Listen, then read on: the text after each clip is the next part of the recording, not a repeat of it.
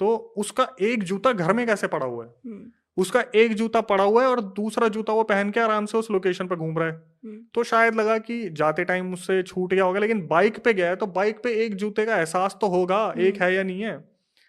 फिर इन्वेस्टिगेशन चलती रही। वहां पर आने के बाद जब उस आदमी को लाया गया तो उसने भाई सर पीटना शुरू कर दिया। वो तो देखेगा अगर अपने माँ बाप को इस हालत में, तो रोएगा, चिल्लाएगा। उसने सर पीटना शुरू कर दिया अपना, कि मेरी मम्मी मेरे पापा ये हो गया वो हो गया। वहां पे आके उसने स्टेटमेंट चेंज कर दी कि मेरे साथ वो चोरी चकारी नहीं हुई थी, मेरा तो एक्सीडेंट हो गया था। पुलिस वालों को शक चला गया कि ये कोई कर्मकांडी इंसान है, इसने ही कुछ करा है। फिर जब उससे इंटरोगेशन हुई तो पता चला इस लड़के का कोई बाहर अफेयर चल रहा था। इस चक्कर में इसने अपने घर वालों को सबको एक रात में निपटा दिया।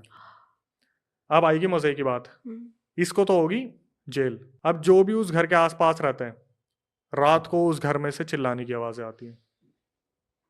जो शायद उस रात की होंगी। वहां पे कोई घर लेने को तैयार नहीं है, किसी ने ले लिया भूले भटके तो वो उतनी ही स्पीड से छोड़ता है जितनी जल्दी लेता है।